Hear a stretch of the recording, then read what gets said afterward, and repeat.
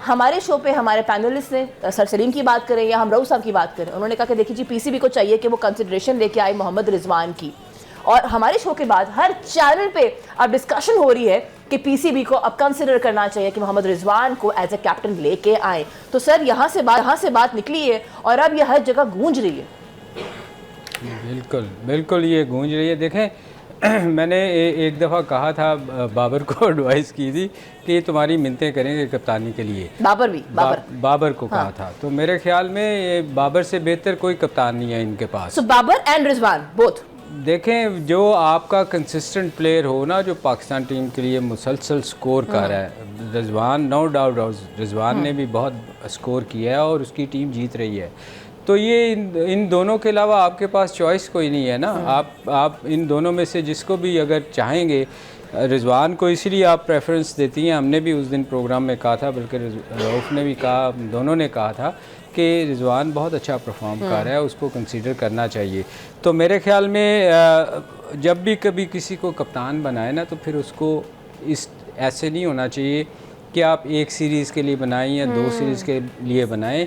कप्तान ही उसको बनाना चाहिए जिसको आप सोचते हो कि इसने पाकिस्तान के लिए लंबा टेन्योर के लिए खेलना है। आप ऑस्ट्रेलिया को देख ले कि कभी भी वो उनका कैप्टन 7, 8, 10 साल से कम नहीं होता। किसी कप्तान को भी आप उठा के देख लें।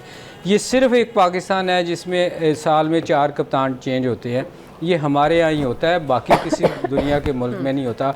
और उसके लिए आपके पास सिर्फ एक वाहिद प्लेयर है, पाकिस्तान में सिर्फ वाहिद एक प्लेयर है, बाबर आजम, जिसको हम बाज ही नहीं आते उसको क्रिटिसाइज़ करने से कि वो कंसिस्टेंट एक बंदा स्कोर करता है। हम कहते हैं कि ये क्यों कर रहा है, उसके पीछे पड़े रहते हैं कि इसकी ये गलती है, उसकी वो गलती है।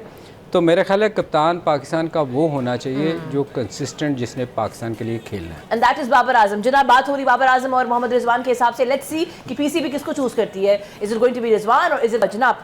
टाइम बहुत कम है, quickly I want to ask you something. देखिए जी, हम बात करें अगर T20 वर्ल्ड कप की और पेसर को देखें और स्पिनर्स को देखें, हमने एशिया कप में, वर्ल्ड कप में देखा है कि हमारा जो बॉलिंग यूनिट था, जो वर्ल्ड क्लास बॉलिंग यूनिट था, स्पिन डिपार्टमेंट की बात करें या हम पेसर की बात करें, कोई ना चल सका। अभी हमारे पास अगर हम इस टूर्नामेंट के एतबार से बात करें, सो शाहीन, जमान, मोहम्मद वसीम जूनियर, हारिस हैं। आपको क्या लगता है कि T20 वर्ल्ड कप में ये जो नए लड़के आए हैं, मोहम्मद अली, आरिफ यकूब, इनकी कोई जगह बन सकती है? बिकॉज हम तो कहीं खड़े हुए ही ना। देखिए मेरा ख्याल है कि दोनों डिपार्टमेंट स्ट्रगल कर रहे हैं। जो आपका फास्ट बॉलिंग का शोबा वो स्ट्रगल कर रहा है। अब उसके बाद आरिफ रऊफ की इंजरी हो गई है, वो बाहर हो गए हैं। उससे पहले नसीम शाह अभी तक स्ट्रगल कर रहे हैं, अभी तक पूरी फॉर्म में वापस नहीं आए। तो इसमें जिस तरह आपने बात की मोहम्मद अली की, डेफिनेट वो टॉप विकेट टेकर है और उनकी जगह बनती है इसमें।